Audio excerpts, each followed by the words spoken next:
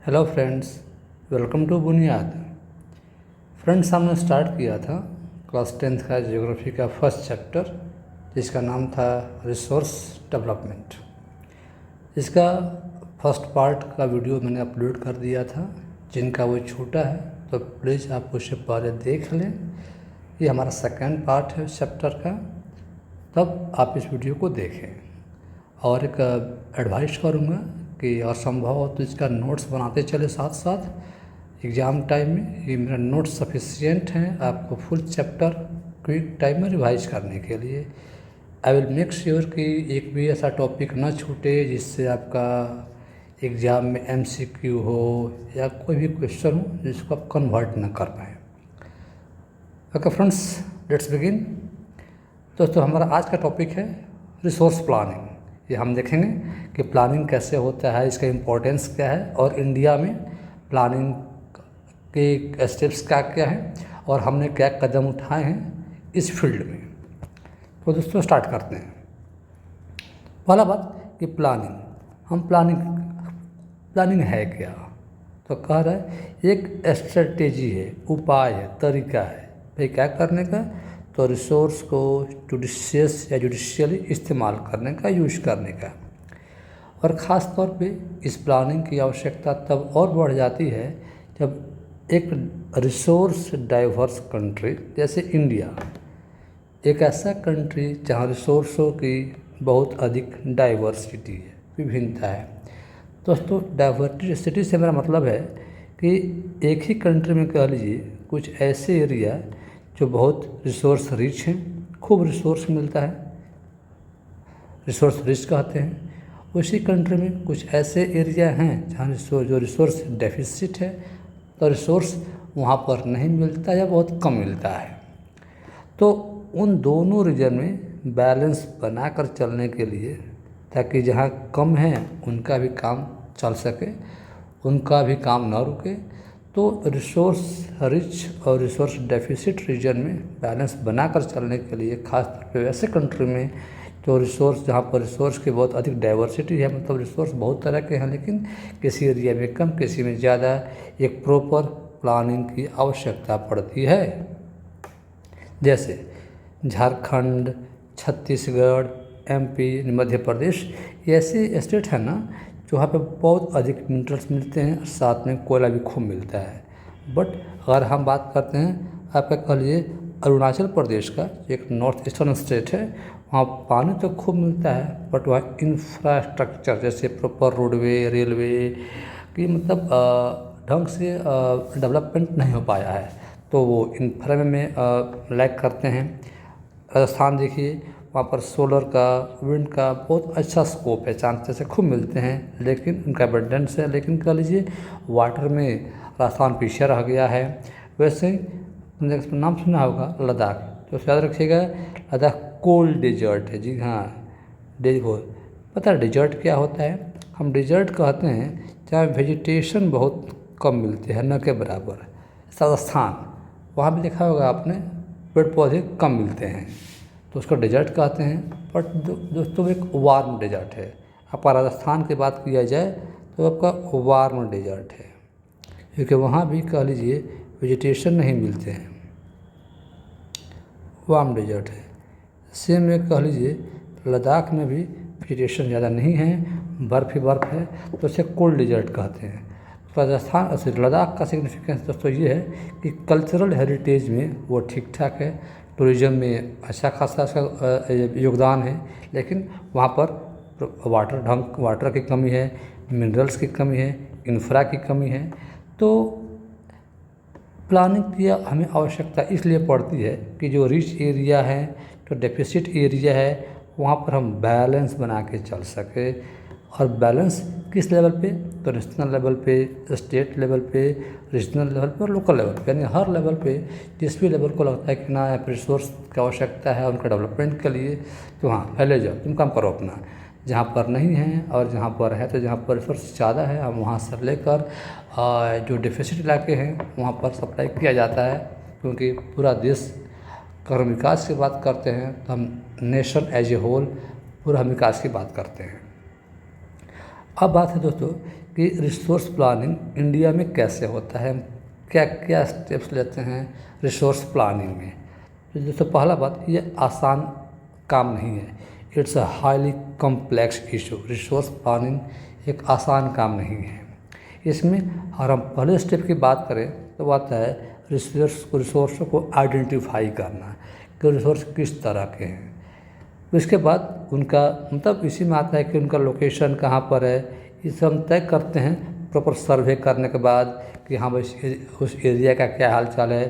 फिर हम मैप करते हैं कि मान लो इस पूरे एरिया में कहा जाए तो रिसोर्स इस पार्ट में ज़्यादा है, यहाँ ज़्यादा है, यहाँ ज़्यादा है, यहाँ ज़्यादा है, यहाँ कम है। तो हम मैपिंग करते हैं कि उस एरिया में रिसोर्स कहाँ पर ज़्यादा मिल सकते हैं, उनकी क्वांटिटी कितनी है, क्वालिटी कैसा है, यानी सब कुछ को हम सिंपली कोड में कर सकते हैं रिसोर्स का आइडेंटिफिकेशन। फिर आता है प्लानिंग। तो रिसोर्स तो मिल गया, सब कुछ हो गया, अब हम प्लान करते हैं दोस्तों कि हमारे पास उस रिसोर्स को इस्तेमाल करने के लिए, उनको यूज़ करने के लिए टेक्नोलॉजी है कि नहीं, प्रॉपर स्किल्स है कि नहीं, और इंस्टीट्यूशंस मतलब होता है कि गवर्नमेंट या कोई मिनिस्ट्री या कोई ऑफिस जो उनको कंट्रोल कर सके। मान लीजिए इंस्टीट्यूशंस ना हो तो मान लीजिए रिसोर्स किसका होगा, कोई बोलेगा भाई मेरे घर के पास मिला है मेरा हुआ, बोलेगा ना भाई पूरे गांव का हुआ, तो कैसे किसका होगा, उन पे कमांड किसका रहेगा, कंट्रोल कौन करेगा। तो इसके लिए हमको इंस्टीट्यूशंस चाहिए होंगे। तो वो लिखा है कि और रिसोर्स को आपने पहचान कर लीजिए कि हाँ यहाँ पर है, क्या है, कैसे है, तो उनको यूज़ करने के लिए, निकालने के लिए आपके पास टेक्नोलॉजी है कि नहीं, स्किल है कि नहीं, और कौन से इंस्टीट्यूशंस हैं तो इसकी देखभाल करेंगे, ताकि हम जो डेवलपमेंटल प्लान्स की बात कर रहे हैं कि रिसोर्स को कैसे डेवलप करना है, इसको प्रॉपर वे में एग्जीक्यूट किया जा सके। और हम थर्ड स्टेप की बात करते हैं दोस्तों, तो देखते हैं कि उस रिसोर्स को डेवलप करने से नेशनल डेवलपमेंट में क्या योगदान होगा। जैसे मान लीजिए हम किसी रिसोर्स की बात कर रहे हैं कि भाई चलो ठीक है, रिसोर्स यहाँ पर मिलने वाला है, कोई एरिया हो गया, रिसोर्स खूब मिल रहा है यहाँ पे, उस पर हम पूरा दिमाग लगा रहे हैं, पैसा लगा रहे हैं, स्किल लगा रहे हैं, लोग को बुला रहे हैं, सब कुछ कर रहे हैं, लेकिन क्यों करेंगे? क्या उस रिसोर्स के इस्तेमाल करने से या उसका देश का डेवलपमेंट में वो रिसोर्स क्या कंट्रीब्यूट कर सकता है? मतलब कोई अगर मान लीजिए हम बस सारा खर्चा कर दिए, पता लगा कि भाई रिसोर्स तो किसी काम का नहीं है, मतलब कुछ ज़्यादा हमको बेनिफिट नहीं मिल रहा है, हम उसका इस्तेमाल क्यों करेंगे, उसके पीछे इतना खर्चा क्यों करेंगे। वो लिखा है कि सबसे बड़ी बात है कि रिसोर्स डेवलपमेंट प्लान को मैच कराना नेशनल डेवलपमेंटल प्लान के साथ कि भाई ठीक है भाई वो रिसोर्स इस तरीके से देश के विकास में सहयोग दे सकता है। दोस्तों इसके बाद है ठीक है, तो हो गया कि रिसोर्स प्लानिंग क्यों ज़रूरी है या इंडिया में हम प्लान कैसे करते हैं। अब है कि क्या रियली इंडिया ने कुछ स्टेप्स लिए हैं कि नहीं रिसोर्स डेवलपमेंट के पीछे, कि हाँ प्रॉपर प्लानिंग के साथ हमने कुछ कदम उठाए हैं कि नहीं। हाँ ऑफ कोर्स हमने स्टेप्स लिए हैं, कह रहा है फिर इनफैक्ट आज़ादी के बाद ही ना रिसोर्स के प्रॉपर जो ढंग से यूज करने के लिए आपके गवर्नमेंट ने स्टार्ट किया 5 ईयर प्लान्स, ये कहते हैं पंचवर्षीय योजना। दोस्तों अब ऐसा नाम क्यों 5 वर्ष, पंचवर्षीय क्यों? तो आप जानते हो कि हमारे यहाँ जनरली जो भी गवर्नमेंट बनती है ना वो 5 साल के लिए बनती है। तो पहले क्या था कि सपोज किसी पार्टी की गवर्नमेंट बन गई तो उनको अगले 5 साल में क्या क्या प्रायोरिटी है, यानी कि उनको किस किस फील्ड में काम करना है, प्रायोरिटी क्या है। जैसे मतलब वो आपका इंडस्ट्री का ग्रोथ है कि फार्मिंग का ग्रोथ है कि एजुकेशन है कि जॉब है कि क्या है। तो government generally use to make a road map कि देखो भाई मुझे 5 साल में इन चीज़ पे बढ़िया से काम करना है, तो उसी को कहा गया 5 ईयर प्लान कि 5 साल का प्लान क्या रहेगा। और दोस्तों अब बात है कि वो प्लानिंग कौन करेगा, वो ऑफिस कौन था जो प्लान करता था, उसका नाम था प्लानिंग कमीशन। ठीक है, ये पूरा काम था प्लानिंग कमीशन का कि देखो भाई आपको क्या क्या मतलब ये काम करने हैं। और आज़ादी के बाद से कुल टोटल 12 5 ईयर प्लान्स एग्जीक्यूट हुए। पर देखो यार 12वां प्लान का टाइम फ्रेम था 2012 से लेकर 17 तक टाइम फ्रेम था, लेकिन वह बीच में ही उसको बंद कर दिया गया। वो पूरा प्लान चल नहीं पाया, क्योंकि आप जानते हो 2014 में गवर्नमेंट चेंज हो गई थी, मोदी जी आ गए थे और उन्होंने प्लानिंग कमीशन को ही पूरा डिजॉल्व कर दिया, बंद कर दिया और उसकी जगह पर लाया गया नीति आयोग। तो ये सब एक्स्ट्रा चीज़ें हैं जो ज़्यादा नहीं दिया गया है, बट मैं थोड़ा सा बता दे रहा हूँ आपको, ताकि करंट में क्या चल रहा है आपको पता होना चाहिए। नीति आयोग आपका होमवर्क है कि इसका फुल फॉर्म क्या है, आपको खोज के रखना है फुल फॉर्म नीति आयोग का, ठीक है। इसको लाया गया था 1/1/2015 से, मतलब ये काम करने लगा। कहते हैं 12th 5 ईयर प्लान, मतलब है कि 11th 5 ईयर प्लान आपके देश में कम्प्लीटली पूरा हो चुके थे, 12th चल रहा था, उसको बीच में बंद कर दिया गया। खैर एक्स्ट्रा बातें थे सब, ओके। तो अब बात है कि रिसोर्स हमारे पास है, गवर्नमेंट ने पूरा कदम उठाए हैं इनको यूज़ करने के लिए। अब बात है कि हम रिसोर्स की बात करते हैं, ठीक है कि भाई इंडिया ने बहुत आपका प्रॉपर कदम उठाया है कि ठीक है हमने ये काम किया। तो सब बात ये है कि आखिर कैसे प्रॉपर रिसोर्स का होना ही काफ़ी नहीं है। कह रहा है दोस्तों, रिसोर्स का तो होना ज़रूरी है ही डेवलपमेंट के लिए। पहला कंडीशन क्या है कि आपके यहाँ रिसोर्स तो होने चाहिए, लेकिन क्या रिसोर्स का मेयर होना ही काफ़ी है डेवलपमेंट के लिए? तो नहीं दोस्तों, रिसोर्स के साथ साथ उनको यूज करने के लिए प्रॉपर टेक्नोलॉजी, स्किल्स और गाइड करने के लिए इंस्टीट्यूशन चाहिए। जैसे अफ्रीका का बहुत रिसोर्स रिच कॉन्टिनेंट है, बट उसका वहाँ पर बहुत उसको हम पुअर कॉन्टिनेंट माना जाता है। वहाँ के मैक्सिमम कंट्री पुअर ही रिसोर्स होने के बावजूद दिक्कत है ना कि रिसोर्स का उनको यूज करने के लिए उनके पास अपनी टेक्नोलॉजी आज भी अच्छा नहीं हो पाया है।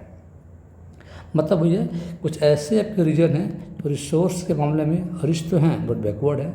झारखंड को देख लीजिए, बट कुछ ऐसे रीजन हैं रिसोर्स में बैक हैं बट डेवलपमेंट में आगे हैं। तो प्रॉपर रिसोर्स भी होने चाहिए और प्रॉपर आपका ढंग से प्लान भी होना चाहिए, ताकि रिसोर्स का यूज करते हुए हम देश का विकास कर सकें।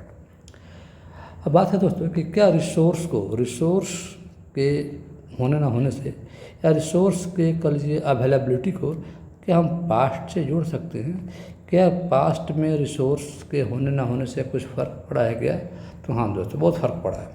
हम बात करते हैं अपने वर्ल्ड हिस्ट्री में सुना होगा कॉलोनी, उपनिवेश, सिंपली कह लीजिए गुलाम देश। ऐसे हम कहा जाए इंडिया, साउथ अफ्रीका दोनों कॉलोनी थे किसके? ब्रिटेन के। मतलब हम लोग का बॉस उस टाइम में ब्रिटेन हुआ करता था।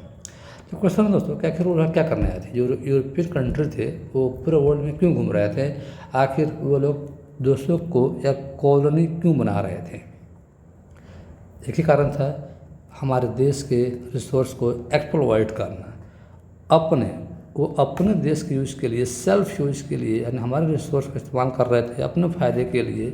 सिंपली वो हमारे रिसोर्स को हमारे बात की जाए पॉइंट ऑफ व्यू से एक्सप्लॉइट कर रहे थे। कारण था कि वही क्यों उन्होंने ही या वही जो यूरोपियन कंट्री थे वो इतने आगे कैसे बढ़ गए? दोस्तों आप जानते हैं टेक्नोलॉजिकली वो हमसे सुपीरियर थे। अपने एक वर्ड सुना होगा हिस्ट्री में, इंडस्ट्रियल रेवोल्यूशन, मतलब मशीन्स इंडस्ट्री पहले यूरोप में आई थी। जाहिर सी बात है वो टेक्नोलॉजिकली हमसे सुपीरियर थे, तो उन्होंने हमारे रिसोर्स को यूज किया अपने फ़ायदे के लिए। इन आवर टर्म्स रिसोर्स का मिसयूज किया, एक्सप्लॉइट किया। वही कारण दोस्तों कि देश का डेवलपमेंट बहुत हद तक रिसोर्स पे डिपेंड करता है, लेकिन रिसोर्स का होना ही महज काफ़ी नहीं है, उसको प्रॉपर टेक्नोलॉजी के साथ, स्किल के साथ, इंस्टीट्यूशन के साथ यूज भी करना ज़रूरी है। तो दोस्तों वही बात कर रहा है कि इंडिया के ग्रोथ के लिए रिसोर्स का होना ज़रूरी है, जो कि हमारे पास है रिसोर्स, लेकिन साथ में प्रॉपर टेक्नोलॉजी के साथ, स्किल के साथ ग्रोथ ज़रूरी है। दोस्तों हमारा नेक्स्ट टॉपिक है रिसोर्स कंजर्वेशन, बचाना। रिसोर्स को कंजर्व करने की आवश्यकता क्या है? तो दोस्तों आप जानते हो कि ठीक है, रिसोर्स तो भाई डेवलपमेंट के लिए बहुत अति आवश्यक है। बहुत ज़रूरी है। लेकिन अगर आप रिसोर्स का ना इरेशनल या अगर आप अनसाइंटिफिक यूज कर रहे हैं या उसका आप ओवर यूज या मिसयूज कर रहे हैं ना, तो दोस्तों बहुत से सोशियो इकोनॉमिक प्रॉब्लम या इन्वायरमेंटल प्रॉब्लम झेलने पड़ जाते हैं। आज हम झेल रहे हैं। वो लिखा है कि अनसाइंटिफिक ओवर यूज मिसयूज करने से प्रॉब्लम्स क्रिएट हो जाते हैं। उस प्रॉब्लम्स को ओवरकम करने के लिए, दूर करने के लिए, निपटने के लिए कंजर्वेशन ऑफ रिसोर्स ज़रूरी है, आवश्यक है, ताकि इन समस्याओं से हमको मुक्ति मिल सके। इवन गांधी जी की हम बात करें तो गांधी जी का बहुत बड़ा अच्छा कोट है रिसोर्स के बारे में कि बाबू अर्थ के पास इनफ रिसोर्स है। कहा जाए हमारे अर्थ के पास, और हम ज़रूरत की बात करें तो हर आदमी की नीड के लिए, फिर से बोलूँगा, ये गांधी जी का कोट है, ना ही पंडित नेहरू का। गांधी जी ने कहा था कि अर्थ पे सभी आदमी की नीड के लिए रिसोर्स इनफ है, लेकिन किसी के ग्रीड के लिए नहीं, लालच के लिए नहीं। आज के दोस्तों, नीड के लिए रिसोर्स इनफ है, बट ग्रीड को समाप्त नहीं कर सकते हैं। कुछ ही लोग हैं जो ग्रीडी हैं, सेल्फिश नेचर के हैं, वे अपने फ़ायदे के लिए ग्लोबली रिसोर्स के डिप्रेशन के, बर्बादी के पीछे जिम्मेदार हैं। गांधी जी का एक और थॉट था कि वो मशीन्स के खिलाफ थे। मैं मशीन्स नहीं होना चाहिए, कि मशीन्स आएंगे तो जो लोग जॉब करते हैं मैनुअली, उनका मशीन्स जॉब खा जाएंगे। तो गांधी जी मशीन्स के इस्तेमाल के खिलाफ थे। साथ में कि रिसोर्स का ज़्यादा लेवल पे मास प्रोडक्शन ना हो, क्योंकि जब सपोज इससे दिक्कत क्या है ना कि और मतलब मार्केट में और ज़रूरत कम भी है, फिर भी आप बनाए जा रहे हैं ताकि आपका मकसद है कि हमको प्रॉफिट हो। मतलब ठीक है, आयत नहीं होता, कल बिकेगा, मतलब परसों बिकेगा। तो मास प्रोडक्शन भी गांधी जी के खिलाफ अच्छा बात नहीं था। ये सब का मकसद था प्रॉफिट कमाना, और जहाँ प्रॉफिट की बात है कि ना सब रिसोर्स पे हमारा मतलब कब्जा होना चाहिए, तो ओवर यूज या मिसयूज स्टार्ट हो जाता है। वही कहते हैं कि गांधी जी का जो कोट याद रखिएगा। साथ में वो मशीन्स के खिलाफ थे, वो इसके भी खिलाफ थे कि ज़्यादा स्केल पे, लार्ज स्केल पे रिसोर्स का प्रोडक्शन न किया जाए। बस तो बात है कि रिसोर्स कंजर्वेशन में क्या ग्लोबली कुछ कदम उठाया गया है। तो हाँ, आप एक चीज़ याद रख सकते हैं। जैसे सबसे पहले कहा जाए, देखिएगा कि क्लब ऑफ रोम कहा जाता है कि 1968 में, कहता हूँ मैं आपको, कह रहा हूँ, क्लब ऑफ रोम, याद रखिएगा, रोम 1968 की बात करते हैं। कह रहा है उसने कहना स्टार्ट किया कि भाई रिसोर्स को कंजर्व करो, बचाओ। और कहा जाए कि 1978 में, कल 74 में, कह लीजिए 74 में, कह रहे गांधीयन फिलॉसफी, जो गांधी जी का जो थॉट था, कह लीजिए उसी चीज़ को लीजिए, मतलब एक एडवोकेट करते हुए एक बुक पब्लिश किया गया। का नाम था इसका नाम था स्मॉल इज ब्यूटीफुल। देखिएगा, यह बुक था, वो गांधीयन फिलॉसफी पर बेस्ड था, और इसको लिखा थे, नाम याद रखिएगा, SCHUMACHER। क्या पढ़े इसको? शुमेशर एक इंसान थे जिन्होंने इस बुक को पब्लिश कराया था, लिखा था, कह लीजिए इस बुक को उन्होंने पब्लिश कराया था, और इनमें जो गांधीयन थॉट थे उसको शामिल किया गया था। बुक का नाम था स्मॉल इज ब्यूटीफुल। फिर हम आपका एक और नाम लेते हैं, ठीक है, नाम याद रखिएगा, ब्रंट लैंड कमीशन। ये का पब्लिश, ये आपका कमीशन इस्टेब्लिश किया गया था 1987 में। और फर्स्ट टाइम सस्टेनेबल डेवलपमेंट, अगर पढ़ेंगे क्या होता है ये, जब कुछ याद रखिएगा दोस्तों, फॉर MCQ, सस्टेनेबल डेवलपमेंट का कॉन्सेप्ट फर्स्ट टाइम आया था 87 में भाई ब्रंटलैंड कमीशन की रिपोर्ट आई थी। इस रिपोर्ट में कह लीजिए चर्चा किया गया था सस्टेनेबल डेवलपमेंट के बारे में, और एक बुक पब्लिश किया गया था, नाम था आवर कॉमन फ्यूचर। याद रखिएगा दोस्तों, पहला बुक आया था स्मॉल इज ब्यूटीफुल, इसमें गांधीयन थॉट को प्रेजेंट किया गया था। एक और बुक आया था कह लीजिए 87 के बाद, नाम था आवर कॉमन फ्यूचर, वहाँ बात किया गया था सस्टेनेबल डेवलपमेंट के बारे में। और अब जानते हैं नेक्स्ट टाइम इसके बाद कह लीजिए 1992 में किया गया था फर्स्ट अर्थ समिट। तो कहा जाए कि रिसोर्स को बचाने के लिए सिंपली कह लीजिए 68 से ग्लोबली कदम स्टार्ट कर दिए गए थे क्लब ऑफ रोम के द्वारा। टाइम बीतता गया, नए नए ग्रुप्स आते चले गए कि ना रिसोर्स को बचाना ज़रूरी है अर्थ के सर्वाइवल के लिए। तो दोस्तों अगर आपको वीडियो अच्छा लगे तो प्लीज़ वीडियो को लाइक करें, दोस्तों के साथ शेयर करें, और अगर कोई क्वेरी हो, डाउट हो तो प्लीज़ कमेंट में अपने कमेंट्स को आप पुट कर सकते हैं, ज़रूर उन पे फीडबैक का रिप्लाई दिया जाएगा।